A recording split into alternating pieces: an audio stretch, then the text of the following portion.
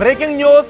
కర్నూలు జిల్లా పత్తికొండలో దారుణం జరిగింది. 9వ తరగతి చదువుతున్న విద్యార్థిని ఒక టీచర్ ఎత్తుకు వెళ్ళాడు.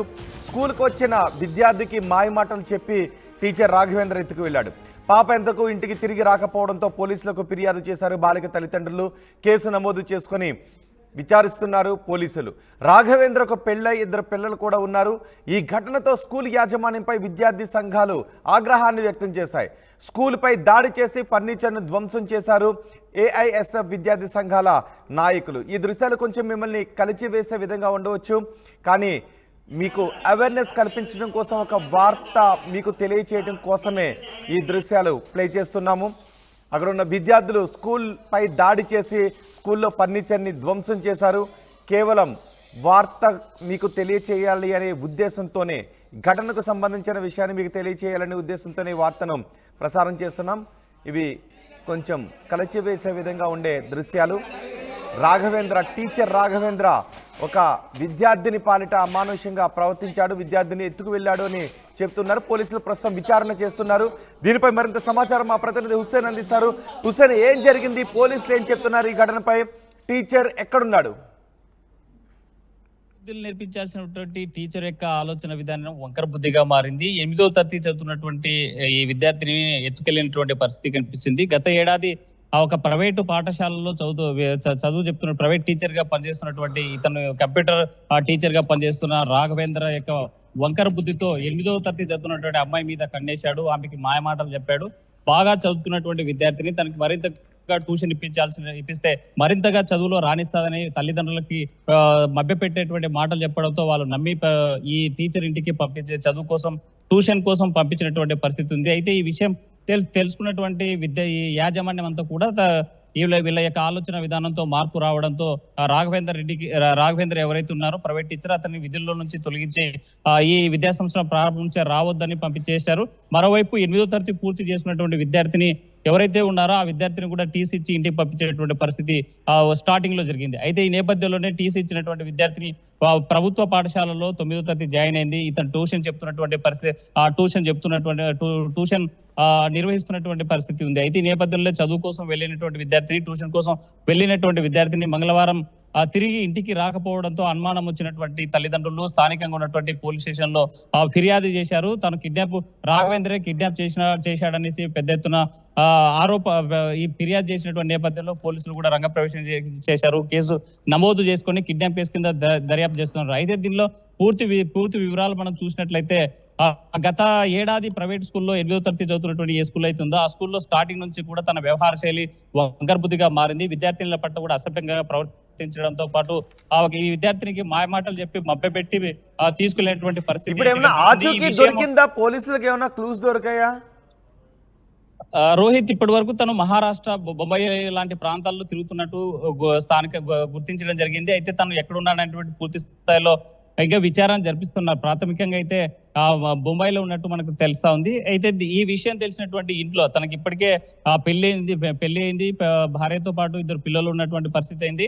అయితే ఈ విషయం తెలిసిన తర్వాత మీరు మైనర్ తీరని విద్యార్థినులతో అసభ్యంగా ప్రవర్తించడం, ఇలా చేయడం అనే కరెక్ట్ కాదు అనేసి తన భార్యకు ఇతనికి మధ్యన అనేక రోజుల నుంచి కూడా గొడవలు జరుగుతూ వస్తున్నాయి. ఈ నేపథ్యంలోనే తను చేసేటువంటి వ్యవహార శైలిలో ఎలాంటి కూడా మార్పు రాకపోవడంతో తనను వదిలేసి పుట్టింటికి వెళ్ళినటువంటి పరిస్థితి ఉంది. అయితే తనతో ఉన్నటువంటి మరో బిడ్డను తీసుకొని ఈ విద్యార్థిని ఎవరైతే 9వ తరగతి చదివేటువంటి విద్యార్థిని ఎవరైతే ఉన్నారో ఆ విద్యార్థిని తీసుకొని తీసుకెళ్లినట్టు తెలుస్తుంది. అయితే ప్రేమ వ్యవహారం పేరుతో మోసగించి మైనర్ తీరనేటువంటి అమ్మాయిని తన యొక్క లైంగిక వాంఛ తీర్చుకోవడానికి ఇలా ప్రవర్తించే వీని మీద ఇతని పైన పెద్ద ఎత్తున కూడా విమర్శలు వస్తున్నాయి. ఇతని పైన పోక్సో యాక్ట్ చట్టం కింద నమోదు చేసి కఠినంగా శిక్షించాలని మరోవైపు విద్యార్థి సంఘాలు కూడా ఆందోళన చేస్తున్నాయి. అయితే విషయం తెలుసుకున్న ఏఐఎస్ఎఫ్ విద్యార్థులు ఈ రోజు గతంలో చదువుకున్నటువంటి ఆ పాఠశాల ఏదైతే ఉందో ఆ పాఠశాల మీద దాడి చేశారు. అక్కడ ఉన్నటువంటి ఫర్నిచర్ కూడా ధ్వంసం చేశారు. విద్యార్థినిలో విద్యాబుద్ధులు చెప్పాల్సినటువంటి ప్రైవేటు టీచర్లు కొంతమంది చేసేటువంటి వ్యవహార శైలి వల్ల విద్యా వ్యవస్థకే మచ్చ వస్తుంది, టీచర్ వ్యవస్థకే మసకబారుతుంది. ఎలాంటి పరిస్థితుల్లో ఇలా చేయడం కరెక్ట్ కాదని పెద్ద ఎత్తున ఆగ్రహం వ్యక్తం చేసినటువంటి పరిస్థితుల్లో ఉంది. కాబట్టి యాజమాన్యం మీద దాడి చేసినటువంటి యాజమాన్యంపై స్కూల్ ఆగ్రహం వ్యక్తం చేశారు. ఫర్నిచర్ ధ్వంసం చేసినటువంటి ఘటన స్పష్టంగా కనిపిస్తుంది. రాఘవేంద్ర ఎవరైతే మాయమాటలు చెప్పి 9వ తరగతి విద్యార్థినికి కిడ్నాప్ చేసి తీసుకెళ్లేటువంటి పరిస్థితి ఉందో అతన్ని కిడ్నాప్ కేసు నమోదు చేసి ఫోక్సో చట్టం కింద కఠినంగా శిక్షించాలని విద్యార్థి సంఘాలు ఆగ్రహం వ్యక్తం చేస్తున్నాయి. మరోవైపు మహిళా సంఘాలు కూడా పెద్ద ఎత్తున ఆగ్రహం వ్యక్తం చేసేటువంటి పరిస్థితి అయితే కనిపిస్తుంది. ఇలాంటి వాళ్ళ వల్లే విద్యా వ్యవస్థ భ్రష్టు పట్టిపోతుంది. విద్యా వ్యవస్థకు మచ్చ తీసుకొచ్చేటువంటి వాళ్ళని కఠినంగా శిక్షించాలి. ఇలా అలా చర్యలు తీసుకోకపోతే భవిష్యత్తులో మరిన్ని ఘటనలు జరిగేటువంటి అవకాశం ఉందని చెప్పేటువంటి పరిస్థితి. రోహిత్ రైడ్ హుసేన్, కర్నూలు జిల్లా పత్తికొండలో దారుణం జరిగింది. 9వ తరగతి చదువుతున్న విద్యార్థినిని టీచర్ ఎత్తుకు వెళ్ళాడు. స్కూల్కు వచ్చిన విద్యార్థినికి మాయ మాటలు చెప్పి టీచర్ రాఘవేంద్ర ఎత్తుకు వెళ్ళిపోయాడు. పాప ఎంతకు ఇంటికి తిరిగి రాకపోవడంతో పోలీసులకు ఫిర్యాదు చేశారు బాలిక తల్లిదండ్రులు. కేసు నమోదు చేసి పోలీసులు విచారిస్తున్నారు. రాఘవేంద్రకు పెళ్ళై 2 పిల్లలు కూడా ఉన్నారు. ఈ ఘటనతో స్కూల్ యాజమాన్యంపై విద్యార్థి సంఘాలు ఆగ్రహాన్ని వ్యక్తం చేశాయి. స్కూల్పై దాడి చేసి ఫర్నిచర్ను ధ్వంసం చేశారు విద్యార్థి సంఘాల నాయకులు. విద్యార్థి సంఘాల నాయకులు ఈ ఘటనపై మాట్లాడారో చూద్దాం. పట్టుకున్నటువంటి చైతన్య విద్యా సంస్థల్లో చాలా దారుణంగా మరి జరిగిన సంగతి చూసుకుంటే మరి కేవలము 9వ తరగతి చదువుతున్న పాపని మరి లాస్ట్ ఇయర్ 8వ తరగతి పాపని మరి మాయమాటలు చెప్పి మరి ఇటువంటి కంప్యూటర్ ఆటకు పనిచేస్తున్నటువంటి ఒక టీచర్ మరి మాయమాటలు చెప్పి ఆ పాపని మరి వదిలేయడం జరిగింది. ఇక్కడ ఒక ప్రేమ కథ చిత్రం ఒక సినిమా నడుస్తూ ఉంది. ఎట్లా చెప్తున్నామంటే మరి 8వ తరగతి చదువుతుంటే పాపని మరి ఇక్కడ చదువు పేరుతో మభ్యపెట్టి మొన్న జరిగిన పాపని మరి లేకపోవడం జరిగింది. తక్షణమే అటువంటి వ్యక్తిపై చర్యలు తీసుకోవాలా. దీంట్లో ముఖ్యంగా ఈ చైతన్య విద్యా సంస్థల్లో ఒక సంవత్సరంన్నర పాటుగా వీటిని నడుస్తూ ఉంది. ఈ విద్యార్థులు కాకుండా మరి మిగతా విద్యార్థులు ఏ విధంగా ప్రవర్తన ఉందని చెప్పి ఇక్కడ విద్యార్థులు లేస్తూ ఉన్నారు. మరి ఈ చర్య మీద మరి ఈ యొక్క విషయం మీద చైతన్య విద్యామానానికి విద్యా సంస్థ యజమానానికి కూడా మరి తెలిసినా కూడా పట్టించుకోవచ్చు దారుణ విషయము. తక్షణమే ఆ యొక్క మహేంద్ర బాలిక పైన మరి ఈ విధంగా మభ్యపెట్టి తీసుకున్నటువంటి ఆ వ్యక్తిపై చర్యలు తీసుకోవాలి. అదేవిధంగా శ్రీ చైతన్య విద్యా సంస్థ ఇటువంటి ప్రేమ చిత్ర మూవీలను కూడా మరి అడికట్టాలని చెప్పి మనము అఖిల భారత ASFగా తెలియజేస్తూ ఉన్నాం. లేని పక్షంలో మరి ఆ వ్యక్తిపై కేసు నమోదు చేసి పోక్సో కేసు నమోదు చేసి మరి అరెస్ట్ చేసి జైలు వేసిన వరకు కూడా మేము ఉద్యమం కొనసాగిస్తూ ఉంటాం. అదేవిధంగా ఈ సంఘటన కారణటువంటి చైతన్య విద్యా సంస్థలనే ఈ మొత్తం కూడా మొదలైంది. కాబట్టి దీని మీద పరిశోధన చేసి సంబంధిత అధికారులు కూడా ఇంతవరకు కూడా స్పందించుకోవడం చాలా దారుణమైన విషయం. కేవలం మధ్యలో ప్రభుత్వం ఉన్నటువంటి గవర్నమెంట్ మరి గర్ల్స్ హై స్కూల్ పేరు మాత్రం మరి మీడియాలో వస్తూ ఉంది. ఆ సంఘటన మన చైతన్య విద్యా సంస్థలో జరిగింది.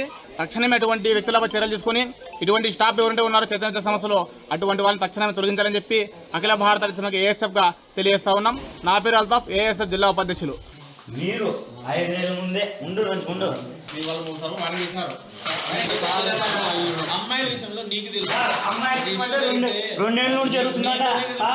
2 నెలల నుండి జరుగుతుందట. 2 నెలల నుండి జరుగుతుందట. చాలా మంది మీరేమన్నారు మన ఊపిరి ఫీజు వసూలు చేసుకుంటే స్టాప్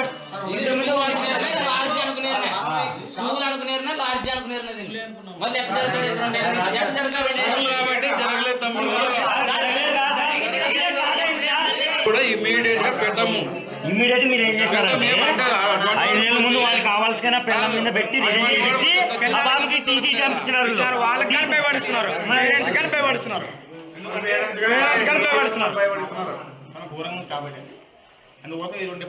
నేను ఇంతకుముందు చెప్పలేదు సార్.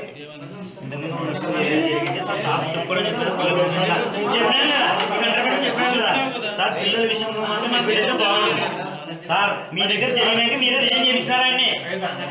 మీ దగ్గర జరిగినాక రిజైన్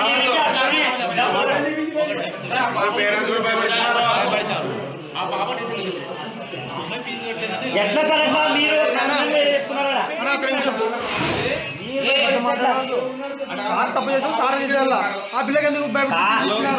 మరి అదే పిల్లల్ని డబ్బులు కట్టేయలేదని వీళ్ళది చెప్తారు. అదే కదా